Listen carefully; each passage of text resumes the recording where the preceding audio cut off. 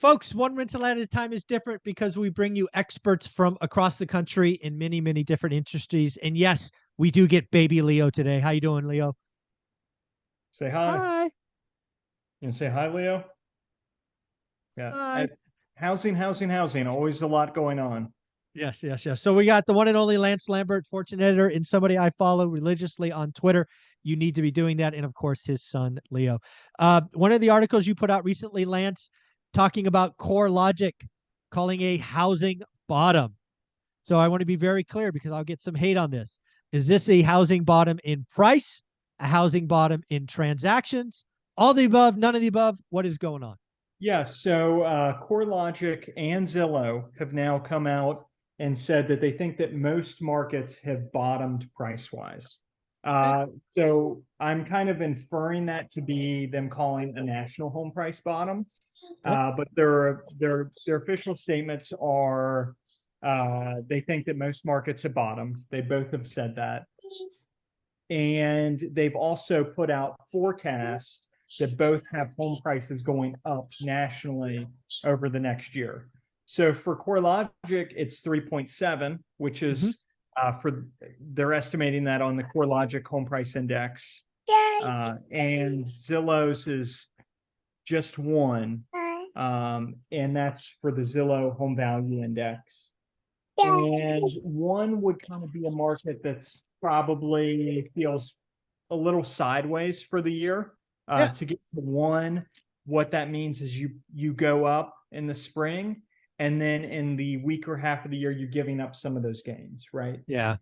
3.7 is probably in this type of environment, an environment where you're probably going up 3, 4 in the spring, and then maybe softer, maybe not really giving up too much at the end of the year. But 3.7 historically is a solid year. Yeah.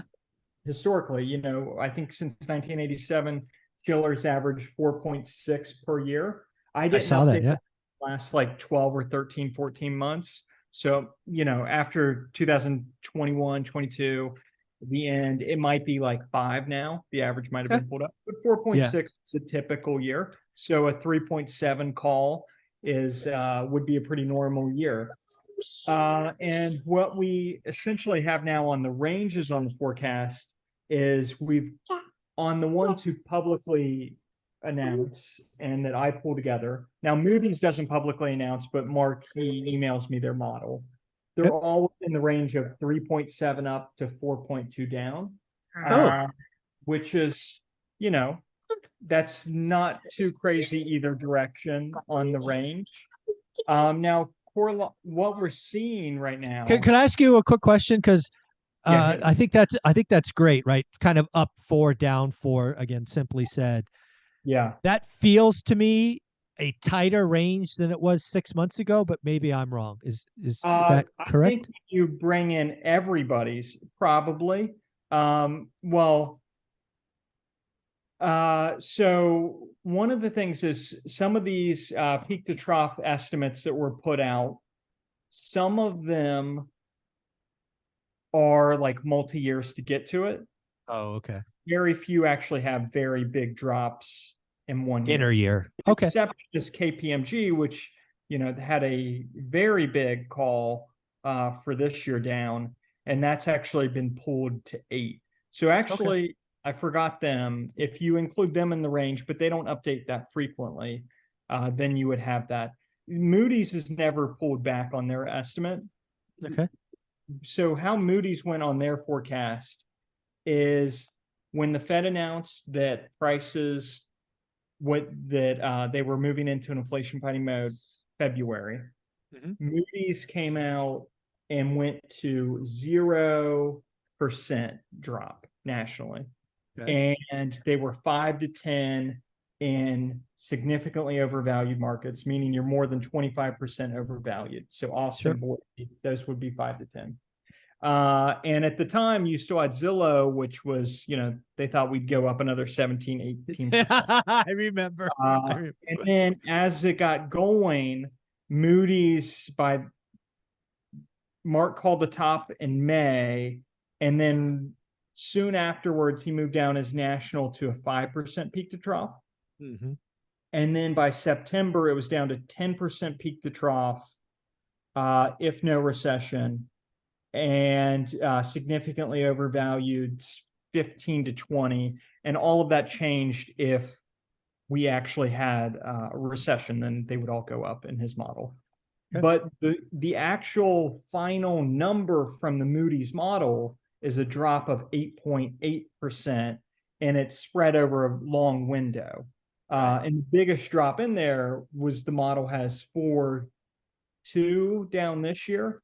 And so 10% outlook peak to trough was Mark's call, and then 8.7 something, 8.8 something's the model action. So Moody's was never really that bearish. And and in October, November, December, which is when you start to see a lot of these firms really get more bearish, Moody's didn't pull down further, because Mark, his outlook on mortgage rates, as they went over 7, he didn't move up past 6.5, which is where he stayed for this year. Nice. And now the question that I have is, with the Moody's model in particular, is the Moody's model thinks that if recession comes, unemployment goes to 6%, the decline. Oh, 6? Oh, yes. wow. So 6, no. So the Moody's model, whenever you hear Mark say that he thinks if we hit a recession, home prices would go down this much more, he means unemployment goes to 6%, above 6%. Wow. So, and again, just for the audience, the last reading was 3.6. So a 6% unemployment rate would be 2.6 million people, something like that. 2.7. And so that's not a call from Mark, but Mark No. model has, if that were to happen, then the declines would double. Now, so my question there has been on the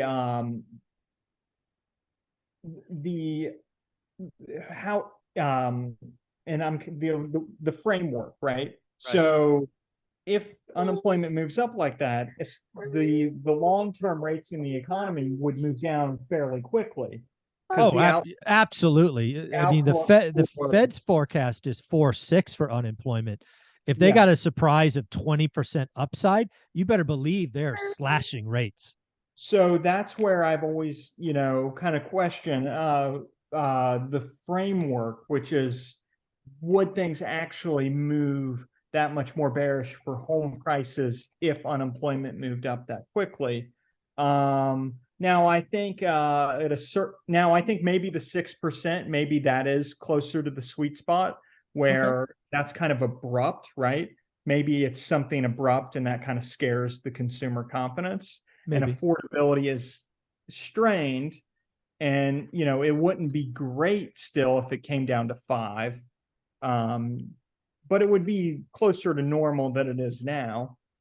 So the framework I've always kind of questioned there, but Mark's call on the 10 outlook, 8.7, that was never really too bearish in my view.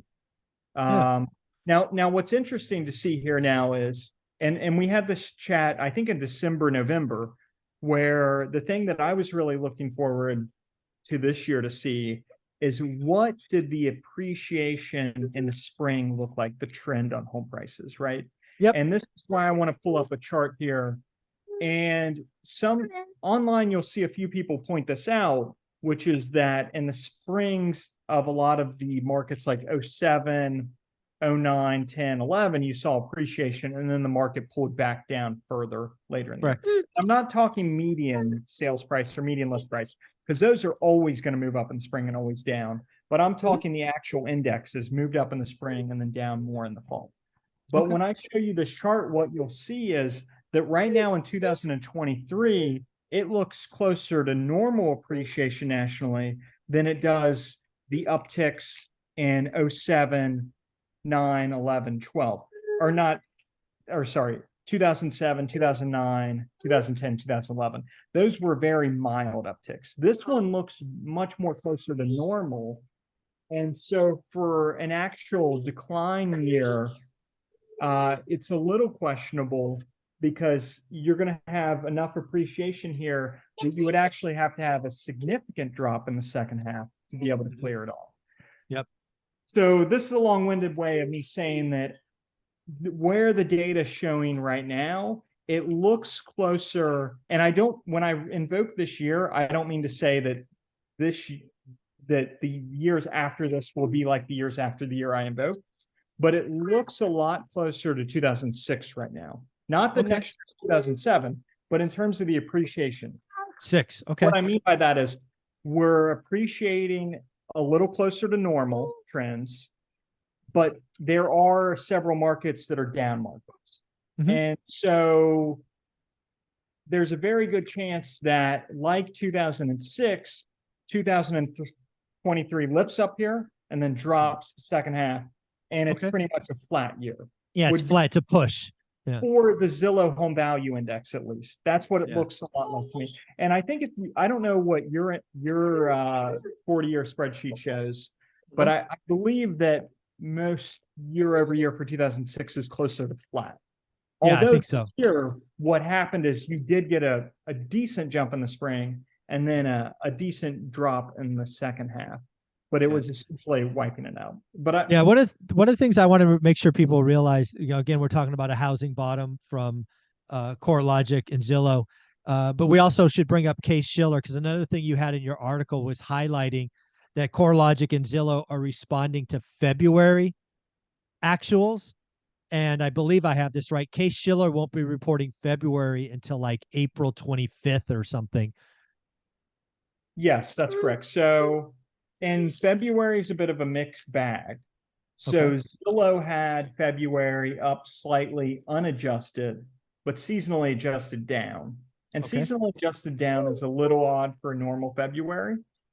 But then March, Zillow saw a very big uptick in March and a normal uptick, and big uptick unadjusted and normal uptick seasonally adjusted in March.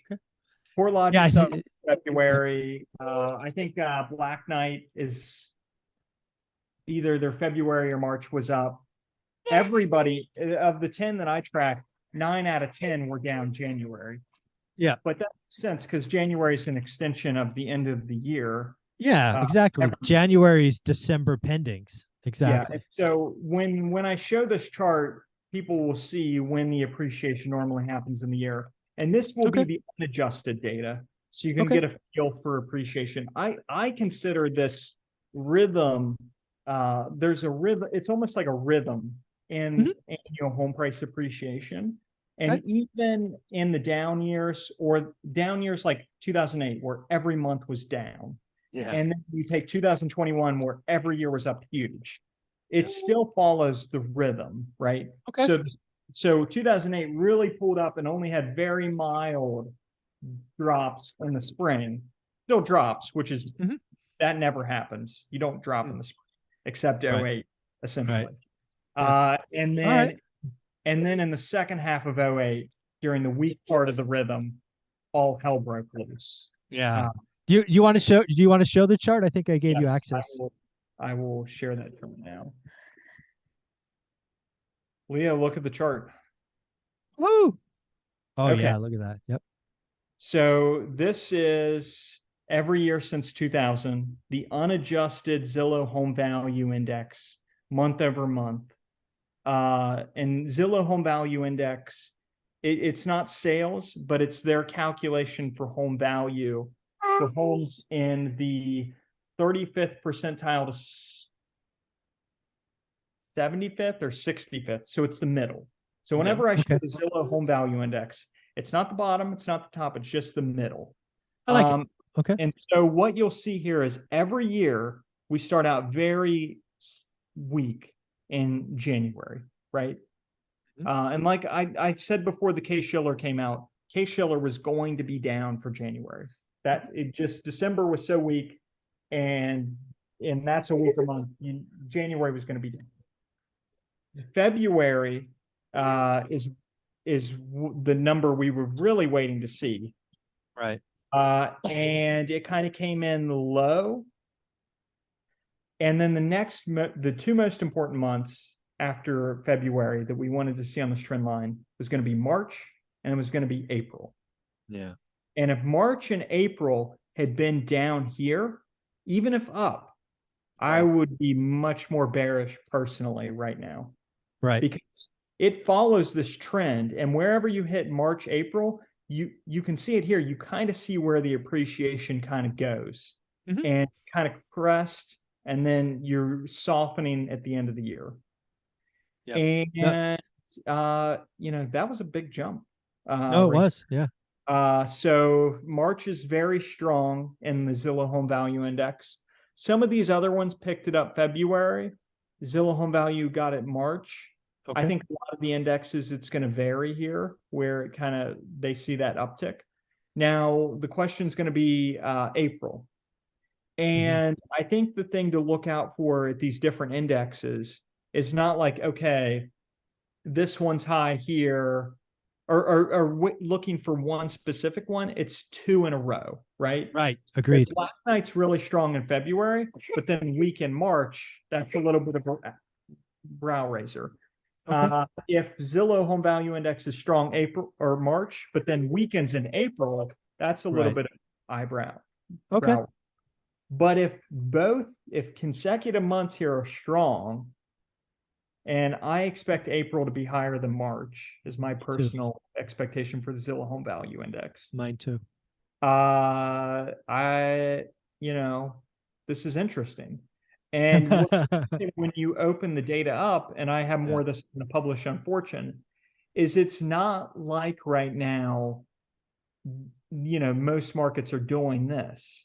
Actually, what you're seeing in some markets, Scranton's up here. Can you see the little mouse? Yeah, I can. Yes. Scranton's up here, and Austin is down here. Right. So Austin is very much looking like a market that's going to go right here and sink down. That's what I'm seeing in this. Well, actually, Austin's down here for seasonally adjusted. Actually, for unadjusted, which is what this data is, Austin's like right here. So Austin will probably do something more like this, I guess, and down, depending on where rates are in the second half of the year, which is a big wild. But I think if we stayed where we are now, a lot of markets, I think the national, and this, I don't want to make a prediction, but doesn't like a down year nationally in the Zillow Home Value Index. No, I know you don't make predictions, but this is, I put out something very early January that prices are going to be basically flat, +1, -1 kind of for the year. And so far I stand by that, and looks like, a good a guess as any at this point. Now, what we are going to see, which is interesting, is the month-over-month appreciation and then the year-over-year headlines. Correct. If people follow me closely, they know that I like to follow the month-over-month data because I know how to read it and I know which ones to lean into. And I think it's very telling and helps us to understand what's going on. Because if you go back, no matter what correction it is, you will always have a scenario where the month over months flip into appreciation mode and it bottomed out, and the year over years continue for a while. Yeah, correct. So in 2012, Case-Shiller has its last negative reading February 2012. The year over years don't stop until well into 2012. But the real bottom, and there's a difference between the index bottom and the real bottom, in the real world, probably 2011 is the real bottom. You look at when some of these investment institutional money was pouring into these markets. So difference between real world bottoms, index bottoms, and then year over year bottoms are all the way at the end. Now, reversely, you're going to go negative in a correction, negative on the monthly side before you go on the year over year side. But I think for a lot of people, they don't care year over year rate negatives. They care if there's an actual drop occurring in the market. Absolutely. And let me scroll down further. Actually, let me see where it's at. It's not here. I got it over here. And just to kind of bring home the point of how different 2023 looks, here is a chart. And I know this chart is hideous, and, but I think this chart is very interesting, Okay. although ugly. So 2007, I have a green. So here's the trend line on 2007. Yep. It goes up right there in the spring. Very mild though. See how much under the red it is? Yep. And it goes up, it follows that rhythm down. Right. And 2011, or let me go to 2008. Then 2008, we start way down, Yeah. way down. And it weakens, the drops just, I don't know if you'd call it decelerate. Maybe you'd call it decelerate, but Decelerate, yeah. softening right there. Yep. Yep. And then follows that rhythm, boom, down. But negative all year. Yep. 2009, it's really weak starting out, really weak. Then it just barely comes positive for a couple months and then down. Yep. 2010 actually started out solid and very much like 2007 and then down. And then the greatest start of any year ever is 2012. That's the hottest spring ever in housing. Huge uptick. 2012 or 2022? Sorry, 2022. Sorry, I skipped. Got it. 2022. Yep. Biggest spring appreciation ever. Yeah. Huge start. Mortgage rates spike.